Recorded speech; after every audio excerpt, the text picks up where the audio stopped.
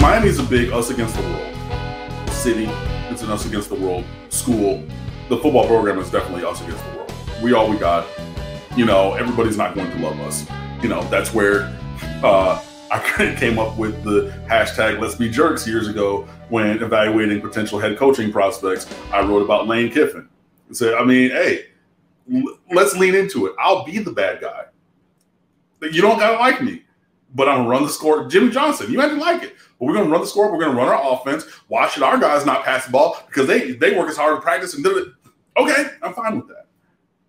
There is an inordinate amount of hate because Miami, over the course of, I mean, it's extended now, it's 40-something years, is a microwave dynasty compared to these teams. Michigan, where I'm from, y'all know that, the leaders in best. Notre Dame, USC. You know, you can even go to Arkansas, who had a strong history before in football even. Texas. Minnesota won a national championship before. You know, you can look at all these teams, these programs, these legacy programs that have been for a long time. Miami's not that. Miami's, you know, within a couple generations and just like, hey, in the 80s, woo, here we go. And so it really upset the apple cart. It changed the stratosphere of college football with Miami becoming the iconic program that we are. So there's some people who still just don't like that. And over the course of time, SI has had a negative lean against Miami. Obviously, there's the iconic why Miami should drop or be forced to close the football program cover, or why the University of Miami should drop football, I believe it said. That iconic SI poster or cover. Everybody knows that one. ESPN, I'm not going to say that necessarily because they gave us some of the best propaganda in a while with the U and the U part 2. I'm with it. Even in the how to get away with copyright infringement 30 for 30 on Notre Dame, Miami was a starring figure. Even if you look at some of the other ones, Miami was a starring figure. So ESPN, I don't necessarily see that. ABC is the parent company for ESPN, so kind of same. The other one for me would be Yahoo Sports with that his piece from Charles Robinson, who, yes, did his job as a journalist, but then anytime anything else pulls up, and it's still, it's like, well, Miami fans are still in my mentions.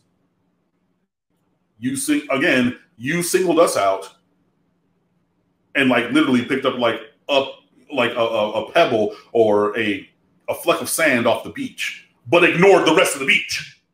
And anytime anything else on the beach happens, you're like, oh, well, I was right that one time. Cool, bro, whatever. That's one where I would say, yeah, that's been negative over the course of time. And then the NCAA themselves, my God, because especially based upon that one that Charles Robinson had, in 2009 with that article, that investigation was such bullshit. And like, you could go and read all the malfeasance that they did, all the illegal things that they did.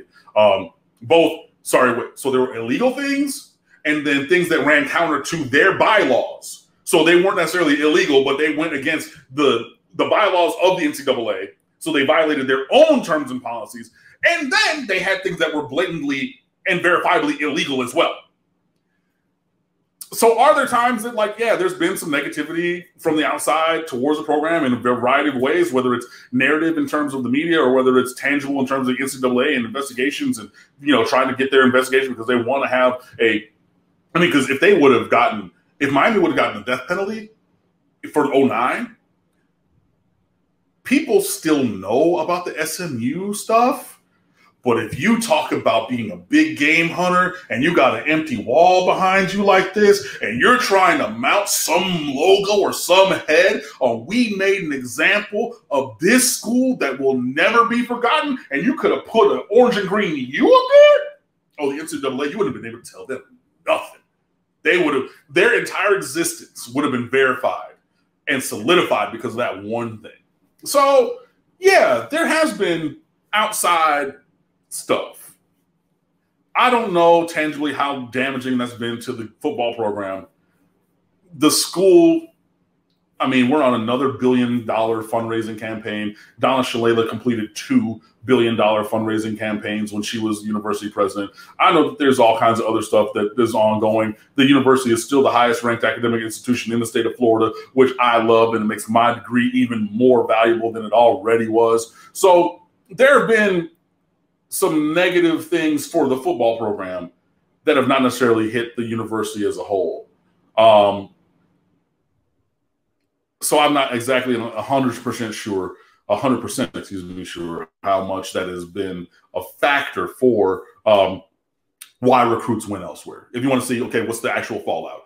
Did they know about the Charles Robinson piece and they chose to go somewhere else? Did they know about if there is a direct kind of situation with that? Yeah, maybe. So it's tough to say, but it would be hard to think that over the course of time with so much negativity from the outside that there was no impact on the program, but just how much, I can't really tell.